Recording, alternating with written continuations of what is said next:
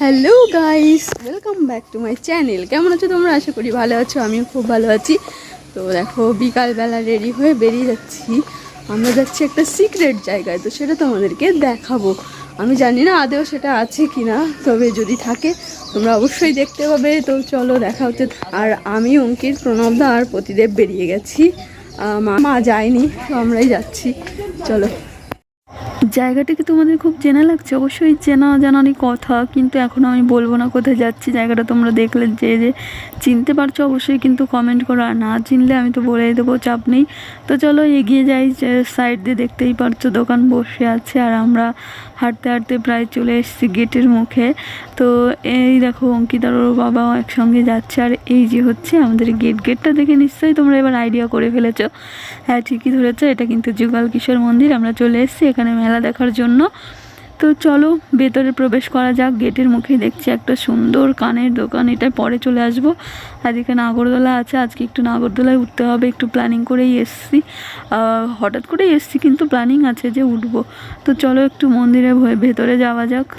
Side দিয়ে কিন্তু প্রচুর দোকান বসেছে, দোকানগুলো তোমাদের দেখিয়ে দেবো। আর প্রথমে আগে প্রভু দর্শনটা করে আসে। মন্দিরটা কিন্তু কালার করেছে, দেখো কালারটা কিন্তু খুবই সুন্দর লাগছে। আর অঙ্কিত চলে গেছে ওর বাবার সঙ্গে ঘন্টা বাজানোর জন্য। আর এদিকে আমি নিচে দাঁড়িয়েছিলাম। তারপর চলে যাব একটু প্রভুর দর্শনে, যে প্রভুকে তোমরাও একটু দর্শন করে নাও, সুন্দর করে সাজিয়েছে। এখান থেকে বেরিয়ে এবার আমরা চলে যাব একটু পেছনের দিকটায়। ওর বাবা একটু বসে পড়ছিল, ছবি তুলে দিচ্ছিলাম। তারপর চলে যাচ্ছি পেছন দিক দিয়ে আমরা ঘাটের কাছে।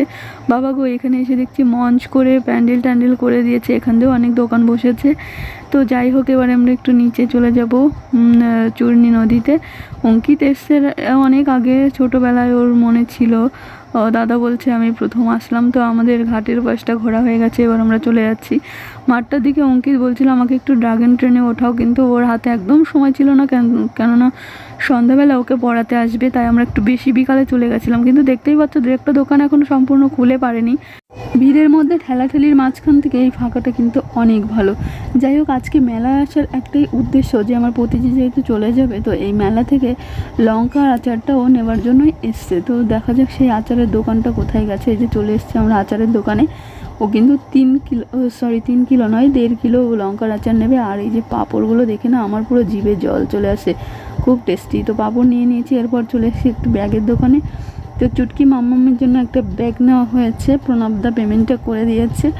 এরপর চলে যাবো অঙ্কিতকে একটা খেলনা কিনে দেওয়ার জন্য। ওকে অপশান দেওয়া হয়েছে তুমি কি খেলনা নেবে, ও অনেক বেছে খেছে।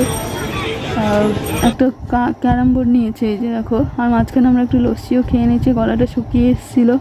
আর এই যে পাঁপড়ও নিয়ে নিয়েছি ফেরার পথে। অঙ্কিত একটা মাশমেলো নিয়ে নিয়েছে, আগে ট্রাই করা হোক, ও খায় কি না দেখা যাবো। আবার অনেক কিছু খেতে চায় না। তো তারপরে যে ও মেলাতে আসলেই ওর একটাই বায়না, যে আমাকে একটু বেলুন ফাটাতে দিতে হবে। তো যাই হোক, বেলুন ফাটালে কিন্তু একটা না একটা প্রাইজ পায়। আজকেও পেয়ে গেছে, 2টো বেলুন ফাটিয়েছে। তো একটা পেন আর একটা লজেন্স পেয়েছে। এরপর চলে এসেছি আইসক্রিমের দোকানে। অঙ্কিত একাই আইসক্রিম খেয়েছে। আর এই চকলেটটা দেখে ও বলছে মা জলদি করে ভিডিও করো। আমি কিন্তু অলরেডি ভিডিও করছিলাম, কিন্তু ও তো জানে না। তো তারপর ওকে দেখানোর জন্য আর একটু বেশি করে ভিডিও করে নিলাম। এরপর আমরা মেলা থেকে বেরিয়ে যাচ্ছি। আর আমি তেমন কিছু কিনিনি, জাস্ট একটা কানেরই কিনেছি, সেই ভিডিওটা তোমাদেরকে দেখিয়ে দেবো পরে।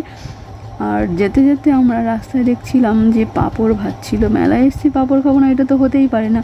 তো তার জন্য আমরা পাঁপড় নিয়ে নিয়েছি। আর আমরা এখন মেলা থেকে বেরিয়ে যাচ্ছি। চলে এলাম বাড়িতে। অঙ্কিত চলে গেছে দাদার সঙ্গে দত্তফুলিয়াতে, আর আমরা নলডুগারি চলে এসেছি। সবে ঢুকলাম, এখন সময় হচ্ছে 8:30। তো আজকের মতো ভিডিওটা এখানেই শেষ করছি। দেখা হচ্ছে পরের ভিডিওতে। আজকের মতো টাটা।